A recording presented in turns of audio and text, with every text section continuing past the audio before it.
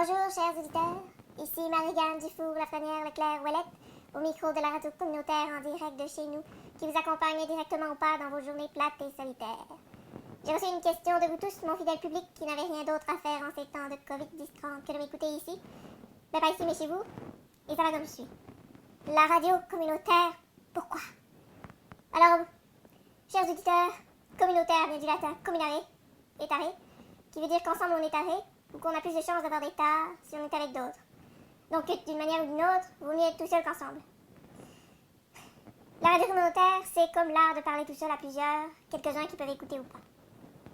Je ne sais pas si vous n'êtes pas comme moi ou non, mais je ne suis plus capable d'entendre les gens qui s'essaient à recycler des vieilles tounes pour parler de notre condition misérable de distanciation sociale. La radio communautaire a toujours été visionnaire. La radio communautaire cherche à se distancier des autres médias. Alors, dans quelques instants ou l'autre, on n'écoute pas un extrait de la chanson du groupe N95, virale sur les réseaux sociaux. Alors, ça promet d'être à ne pas manquer.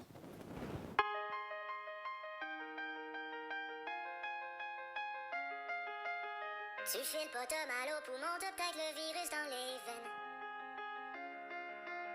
Si t'as 20 ans, fais donc x2 puis reste chez vous en quarantaine. Y'a plus de papier de toilette, j'me torche avec la moquette. Les Costco sont vides à cause du COVID. Nos petits vieux ils meurent, j't'avoue que ça fait peur. En plus ils perdent du temps puis qu'on a avancé leur coronavirus. Tu nous fais chier.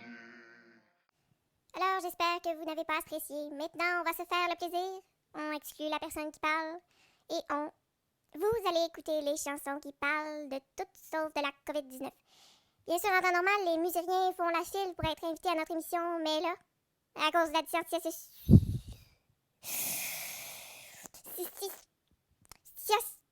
distanciation sociale, on va demander à nos musiciens maison, les artistes qui n'attendent qu'à devenir in, de nous partager leur hit intérieur. Salut, Marie-Gane Dufour-Lafrenière-Leclerc-Ouellette. Salut, c'est vraiment le fun de t'avoir parmi nous. Ben, parmi moi, parce que je pense qu'on est tous seuls ensemble, là. Je voulais te dire, en profiter pour te dire que ceux qui sont en train de rater l'émission, qui sera rediffusée demain, alors vous aurez l'occasion de la remanquer à ce moment-là. Donc toi, c'est quoi ta chanson? Elle s'appelle comment? Ça s'appelle... Ça va bien aller. Je pense que j'ai pas été assez claire. C'est vrai que des fois, en tant qu'animateur, je parle à travers mon micro et que les mots se mélangent dans les fils.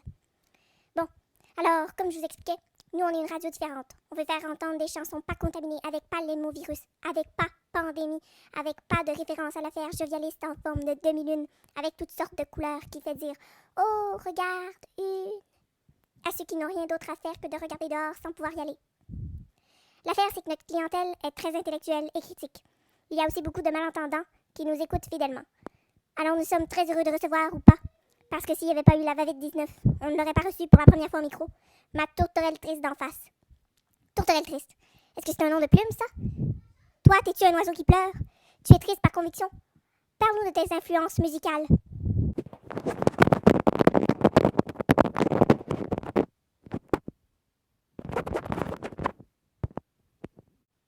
Pouvez-vous enlever votre masque? Parce que là, on n'entend pas bien votre baragouin. Je suis ton père. Oh non, c'est impossible. Il est mort du covieux. Vous portez son masque, là. Attendez, il m'a voulu l'enlever.